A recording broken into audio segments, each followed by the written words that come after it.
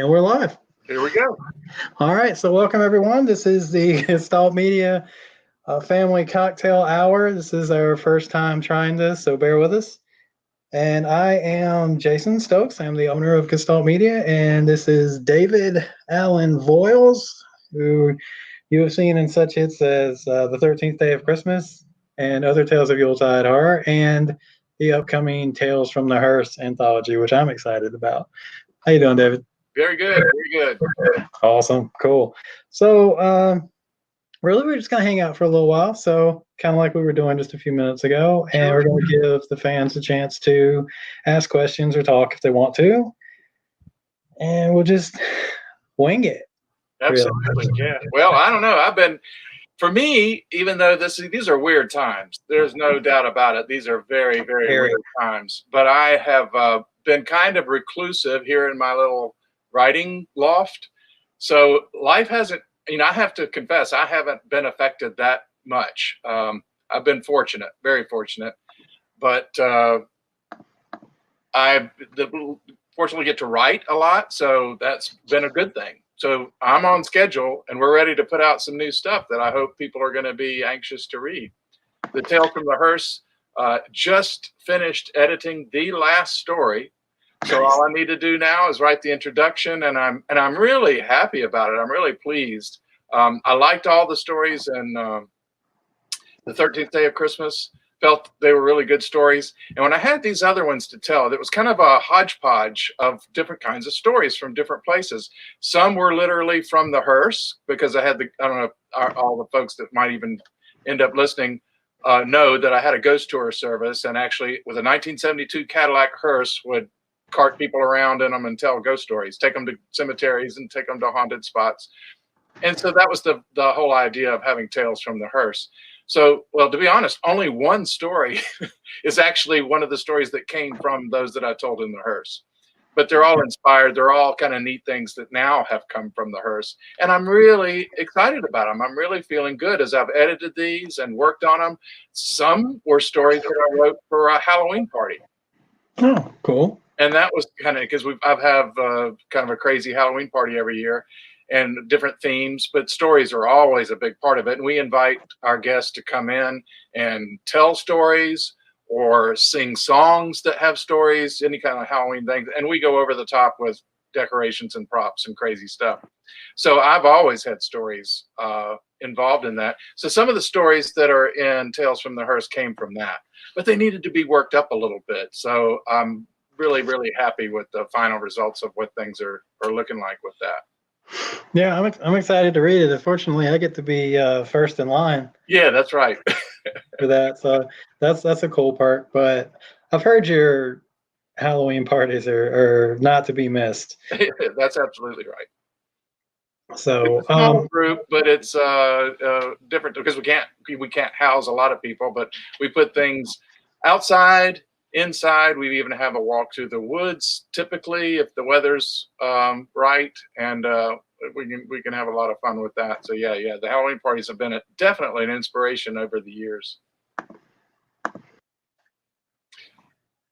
So you are, I'm curious about your own writing. I mean, I think you're the host and CEO of sorts of Gestalt Media. You and Anna together run that thing. But what about you? What of your writing? I know you've had to kind of put things on the back burner, but I know you've got lots of projects. I mean, Ghost Story is pretty exciting.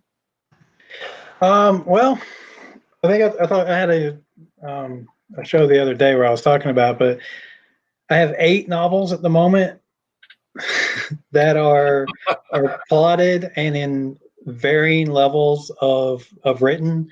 2 or 3 of them are well into their first draft, and some are just post-it notes on the wall at the moment. But the feeling I think I have post-it notes on the computer back here, on that other monitor. Yeah. So, I mean, we're moving along, and I spend most of my time plotting what's going to happen with Gestalt Media. I mean, we're in a really weird time at the moment. Yeah. I mean, in history, it's just such a strange moment. I think you've used the word unprecedented more than once, and I can't think of a better way to describe it than that. This is hopefully Yeah. once in a lifetime situation. Yeah. Hopefully it is once in a lifetime. So I spend most of my time working on that. We've got a lot of projects coming up, yearbooks coming out, so we're doing pre-orders live for that. Don Hosmer is doing pre-orders right now on our website, gestalt-media.com/shop. Plug. So with those running, I'm focusing mostly on that. And then we have, hopefully, we're getting a lot more into Kickstarter crowdfunding. I think that really sticks to the principles of where we started. We've always been a fan-based, creator-focused company. I really don't have any interest in being like the Vikings, the Shaman and Sisters. I don't want to be an overlord. That we, that's just not who we are. We're creators working together. So, and I'd like our fan base to be more involved as well. So I'm going to really move towards that. I know you have a graphic novel that we want to launch late this year. I believe September. Yeah, hopefully so. So we can get, that'd be really good timing, because it is something from the 13th Day of Christmas. Actually, it is the 13th Day of Christmas. That collection of stories ends with the novella, and so that graphic novel would be the actual story of the 13th Day of Christmas. And I would be very excited to see that. It would definitely be nice to get it out in time, for the holiday season. Yeah, I think it works because it is such a Halloween thing. So it'll come out around the Halloween season, and people can get that excitement, get that anticipation for it. I think they're going to be really happy when they see what we come up with, and then it'll still arrive in time for Christmas. So you'll get a double shot on that. Yeah, that's good. I dig that. And hopefully by then we'll be over a lot of this craziness. I mean, we're going to have to go through the summer with the virus and see what happens. But one thing about writing is that it's a pleasant distraction. Hopefully for readers as well. It's definitely one for me as a writer. I mean, that definitely can get in my own little world. But we all do that when we're reading. I think you kind of just remove yourself, and I like to write scary stuff, and the virus is real scary stuff. But we need the kind of distraction of scary stuff that you can control. You shut the book when you want to. The book ends. And right. I think we need those kind of diversions. And so hopefully, though, by that time, we'll have lived through this with the summer. I know that there are going to be ramifications that go on. This is just really, really weird times. But hopefully, we can pull that out as a, Gestalt Media will survive. We need the help from viewers, obviously, and readers. You kind of give pitch in, because it'll be, as you said, that this is a business that's very unique. It is fan based, and I think that's a really cool thing. And if I could say, the thing that I really have always liked about this, the very name itself is Gestalt, is that it's this whole idea of bringing artists together and into a collective, and that what we produce collectively is greater than any one individual, and it's a really cool thing. And that's something that I think is a very unique aspect as a business. And I hope people could get excited about that and go, that is really cool. I mean, I'm one that's pretty critical about big corporations making money and the greed that has, I think, affected our country negatively in a lot of ways. And here's an example of a company that's working in a totally different model. So I would certainly like to see whatever can happen to make that work. Yeah. Well, obviously me too.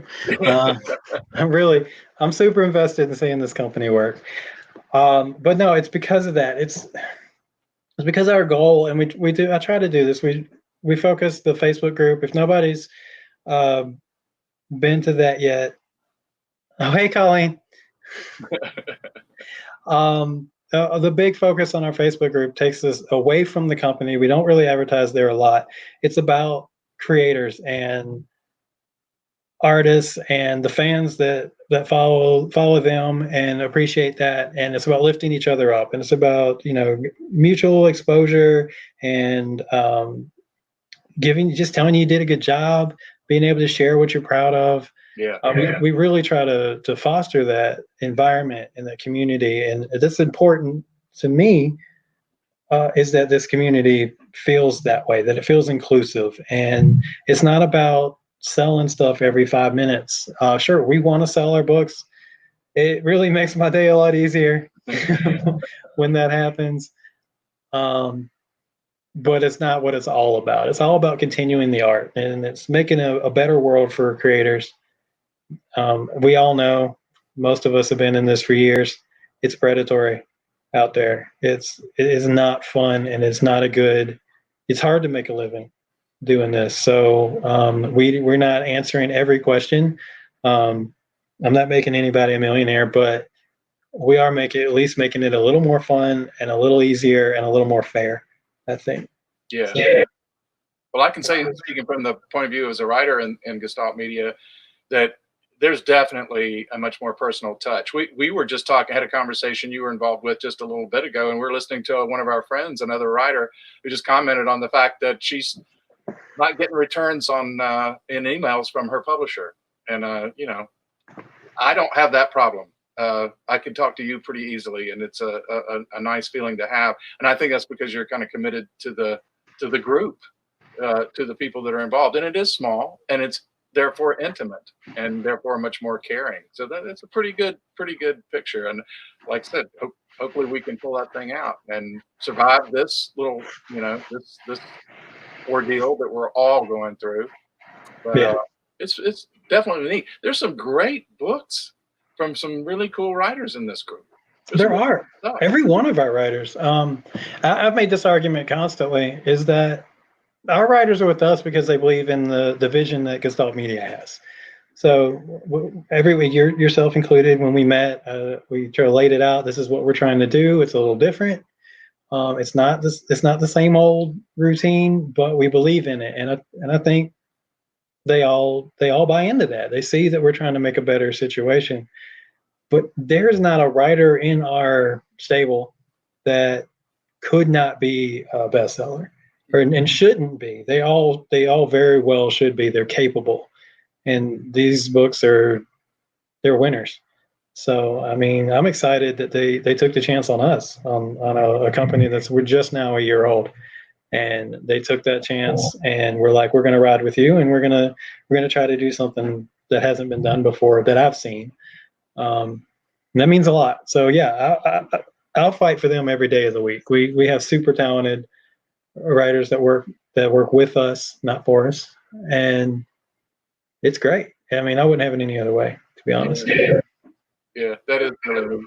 I'm hoping that, I mean, the crowdsourcing and crowdfunding is an interesting way to go about things. It's a challenge, but there's also something really special. You just well, I guess the campaign's not over. We still have like 2 or 3 days, but there's an audio book that you've been putting out there for real life ghost stories, which is a really neat concept. And that just seems like a neat way to go. And one of the things that was exciting to me that I tried to convey to other people is that it's kind of neat to be involved and be helpful in a way with a project at this stage. Like, it's not out there yet, but you can be a part of something that's really neat, a really unique concept for how to get a book started. And this is more than a book. It's an audio book, but it's you've got a print companion to it, which I'm excited about seeing. I don't know anything about that, but I'm real excited to see that. It's sounds great when you go and listen to the samples. First, the ad for it I thought was fantastic, but the storytelling and just the audio itself is just a really neat way to go. But you can, when you're doing crowdfunding, it's an opportunity for people to say, I'd like to be a part of that. I'd like to kind of know that when that thing came out there, I was actually a part of the creative process at the beginning that helped it to make it real, to make it happen. And you know, when you're just putting a book out there through a major publisher, you certainly don't have that feeling. It just goes out and they control whoever that is. But this is much more out there for people to be a part of. So I do hope. How many days are left on that, on the particular project? It's got like 2 or 3 days. It's got 3 days left. 3 days. Yeah.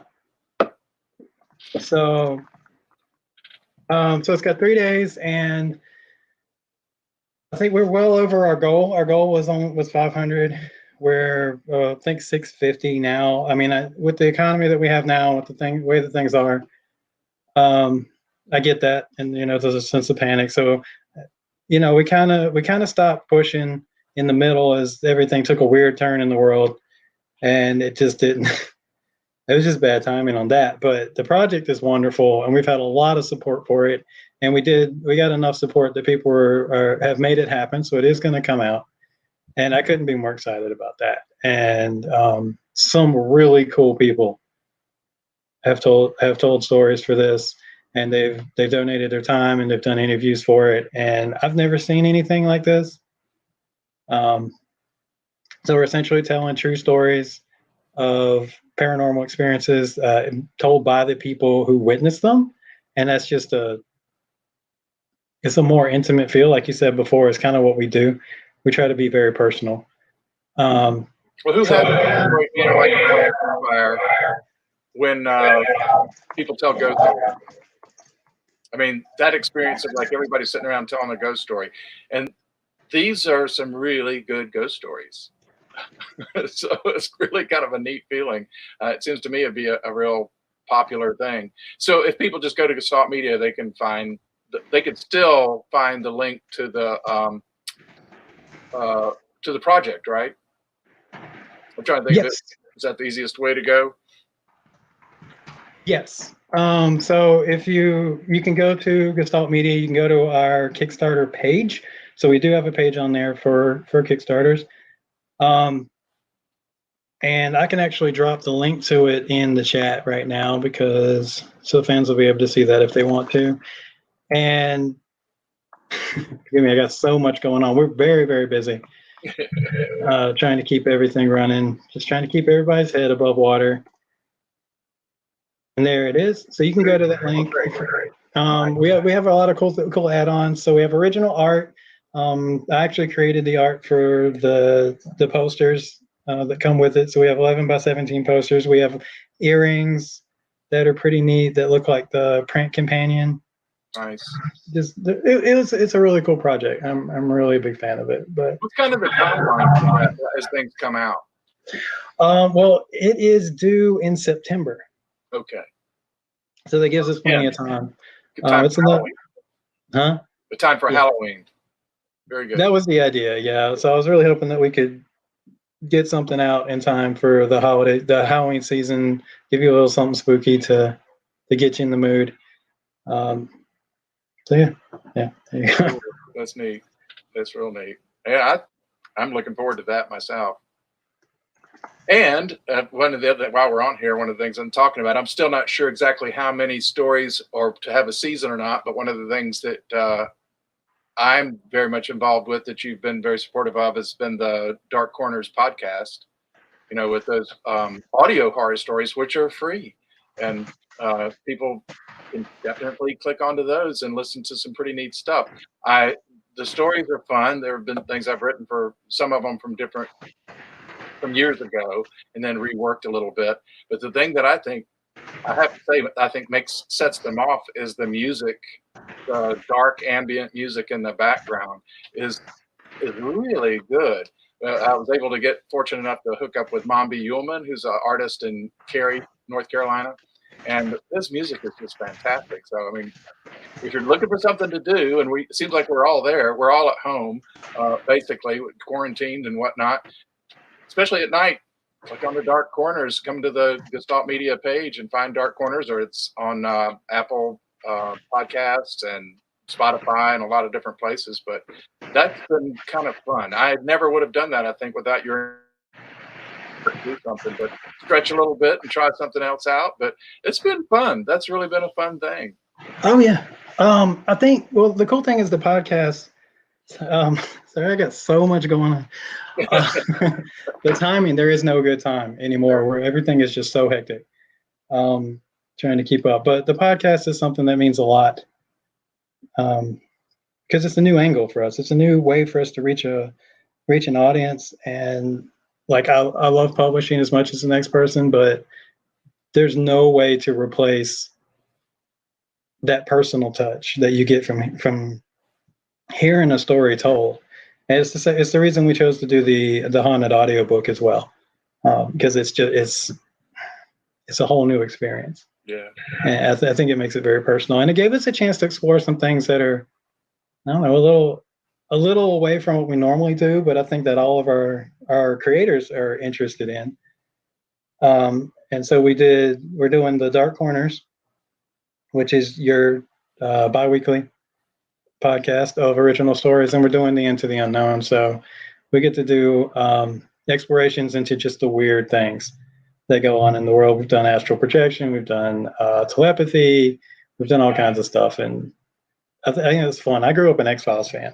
Yeah. That was my favorite show growing up, and I just to be able to kind of carry that tradition of the serialized, like creepy, kind of weird. You always look forward to it, monster of the week kind of thing. I feel like both of these shows are touching on aspects of that, and it's something special. I like seeing. I love like hearing yours when you first send them in, and I get that first playthrough to make sure that they're clear for the podcast. And like me and Anna, our editor and accountant here, we sit down and we just listen to it. So that's always a good time. And I don't know, I like that medium, and I can't wait to see where we take it from there. Yeah, it's really fun that right now there's a podcast for totally fiction, just a fiction story. That's what mine is, with Dark Corners. And then you got this talk show about all the paranormal stuff, which is really cool. So I think it reaches, I mean, anybody can like either of those, but it's kind of neat that there's that range already with just 2 podcasts. So I think that is a kind of a cool way to go. I'm excited about that too. I think that has a lot of promise. Yeah. Yeah, and it's amazing that the medium itself is really taking off. That's something that I didn't foresee as much. I don't know if you did. No, I didn't. But apparently, I was like, when I heard about them years ago, I guess like everybody else, when it came out, and so it's neat, but it's kind of like modernizing radio. Mm-hmm. It's bringing it to a new world, and it was a genre or medium or whatever that I resisted for so long, and then like once you get into it, it's so cool, and there's like so many things that you can do. There's shows on every topic, and you get that information or that story or whenever you want it. And it's such a cool way of taking advantage of the technology that we have at our hands now, that you can listen to a whole year's worth of episodes on just anything you can possibly think of. Yeah, where you can just find it and click it and go. And it is, I think that's a really good point, that it's so much like a radio broadcast. And that was something that I've been trying to do a lot of different things since the ghost tour thing. But one of the things I toyed with was the idea of going on the alternative radio station here in Asheville to do a radio broadcast like the old radio shows, the old horror shows that were like Inner Sanctum and Squeaking Door and all those old kind of things from the 30s and 40s, where they had just horror shows on the radio. And I thought those were great. Those were really fun. And I thought, wouldn't it be cool to bring that back and do a live story, or, read a story and have that kind of a idea going on. Well, that's basically what a podcast is. And it's a lot easier to do it as a podcast than a live radio show. Yeah. It's a lot easier because of the edits when you want to. What's that? So you can listen to it when you want to, rather than, right. a schedule. So, but it is bringing back what was cool about that. But like I said, the technology makes it, really kind of fun and easier to access now. Yeah, for sure. And like I said, the cool, I guess with doing the podcast, it makes it easier on us because you get the sound effects. Like you've got Mamba Yulman, and his music just adds so much to that atmosphere. Yeah. That's something that you don't get. Like when you read a book, that's an experience, and it's one that cannot be replaced. But there's a whole nother experience that comes from that atmosphere setting that we can pull off.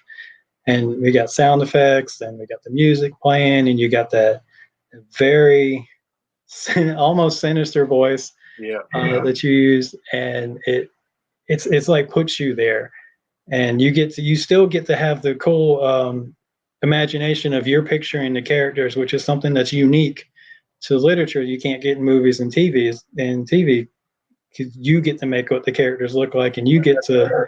That's very. Now, teaser here, just for whatever it's worth, it's kind of fun. I was corresponding with Mamba Yulman just yesterday about possibilities and ideas, and said, I'd really like. There's a idea I've had in mind for a long time. He does live performances of his music too. It's ambient dark music, but it's like recorded, but really cool. You can do it in person. He does it at clubs and that kind of thing. And at time, he actually in a live performance with lighting and whatnot, he's wearing this like stag antlered mask while he's working the keyboards and doing all this stuff. It'd be pretty cool. But I thought, wouldn't it be fun at Halloween, or it could be any time, but looking towards Halloween, to do a live story with him working the music live in a performance and Yeah. a bit of lighting and stuff. So he said, yeah, that's a good idea. So we're kind of thinking, we might throw that together and maybe a little show in Asheville come Halloween. That would be super cool. So yeah, it might be a spinoff from Dark Corners in a way we hadn't thought about. Absolutely. Will you have your top hat and? Yeah. I'll definitely have to get the Virgil, nightshade top hat and vest and long cloak out. I dig that. Maybe ride in the hearse. That would be cool. If you can get it running. That's right. I remember they said I was just I do a lot of articles because I do a lot of freelance writing as well on the side. And I was just doing articles on Ghostbusters, which I'm really hoping doesn't get canceled because of all this. But I mean, let's just face it, our whole world is going to be different. There's a lot of things that are going to change. But they were talking about the original Ecto 1, and as I'd heard about it, but I did a lot more studying, and they could not keep that thing running to save their lives on the movie. So pretty much every scene where you saw it moving, that was the only time it ever ran. Yeah. I can relate. Actually, we did real well in the tours, but then when we let it sit for a while, it's actually running, but we just haven't taken it out on the roads for a long time. So it would run, but we have to charge it, have to get it back up and running. But it hasn't been seen in public for quite some time. But yeah, I can relate. Oh, in fact, I just did I don't know, Bloody Disgusting was making a pitch for people to write things. So I made a pitch of the idea of what terrifies a ghost tour hearse. A ghost tour guide or host. Sure, people get scared at different things, but what makes the host scared? Well, I can tell you what makes the host scared, and often it has to do with things like the hearse not running. There were times when we only had one breakdown with people in the car, and that happened to be one Halloween. It was on Halloween, and we had 4 tours. We had made 3 of them, and on the 3rd tour, we started hearing some funny noises, and we just talked about it between tours, like, do we go ahead and try this last tour or not? Let's go for it. It's been okay. And it didn't work. The transmission went out, and we fortunately made it to the University of North Carolina at Asheville's parking lot, where that was our first stop. And we said, folks, unfortunately, we're going to have to end the tour. And they thought, ha ha ha, isn't this funny? The hearse broke down and we're stuck. And I had to say, no, this is real. We really did break down. We're going to have to, and I had to call Uber and a taxi and get people home. So, but that only happened one time. But the idea of some scary stuff that can happen on a ghost tour. There's a lot of stuff that can happen that terrifies a ghost tour host. But anyway, we'll see if Blake Disgusting likes that idea. I'd love to be able to pitch that. That's awesome. The things that scare the host have nothing at all to do with ghosts. With the ghosts. Yeah, that's right. That doesn't drunk people, guests. That's one thing. People that have to pee, even though it's only an hour long, and we don't stop it anywhere where there's a bathroom, and they absolutely have to pee. Yeah, that terrifies a ghost host. Yeah, I can see that being a problem too, especially if you've got cloth seats or in the back. I used to pick up at bars a lot, didn't you? Yeah, well, we used a bar as our pickup and drop off spot. So so that kind of added to the possibilities that you were going to have drunks and people that needed to pee. So yeah, kind of worked that way. But yeah, only one time though did we really have an obnoxious drunk, and that wasn't anybody on our tour. That was somebody who just came out of the same bar where we'd already just picked up people, and he was just obnoxiously drunk and dropped his pants, shot a moon, literally put his butt on the window of the thing with my guests inside the hearse. So that was not fun.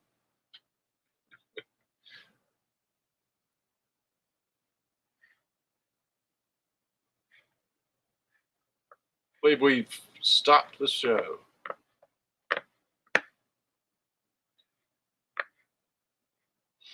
Well, it looks like, I don't know if it's going or not, but it looks like we dropped Jason out. Yep, Jason's out.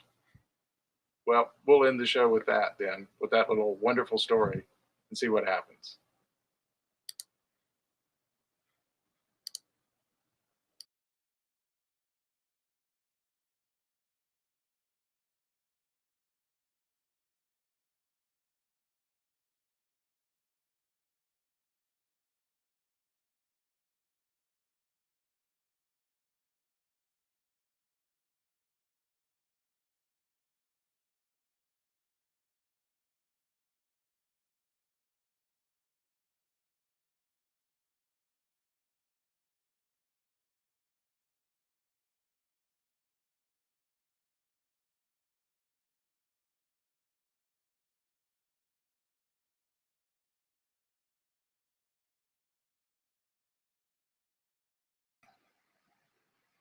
Wow. Okay. Sorry about that. We lost our stream there for a second. So this is what happens when you do things live. You never know what's going to go on. So we'll try to get David back in here. And we'll move on.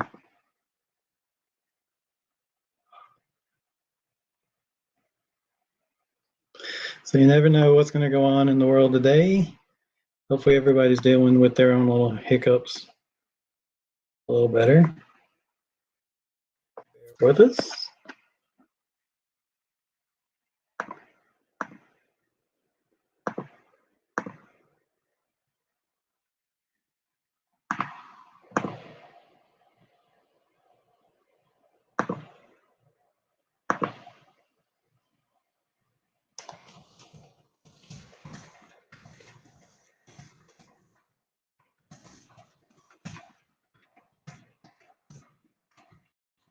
I'm working on it. And let's see. Here's David. Okay, there I am. Welcome. Back in. Sorry about that. We lost power for a second, and it killed the stream. Oh, so you lost power at your home? Well, it was low class power outage. It was my laptop exclusively. Oh, well, that explains it. I won't be calling French Broad about that, but oh well. Oh, where were we? Yeah, well, it was the end of that story, and it was just as well that that story ended. Yeah, just it's all for the best. Yeah. Well, yeah, because you were talking about the hearse and everything, and I mean, that's just like you said, unexpected things happen. You just kind of have to learn to roll with it. So, as a host, when you're in charge of anything, you just deal with it when it comes, I guess. Yeah. So, it is our cocktail hour. Did you bring a drink? Oh, I did.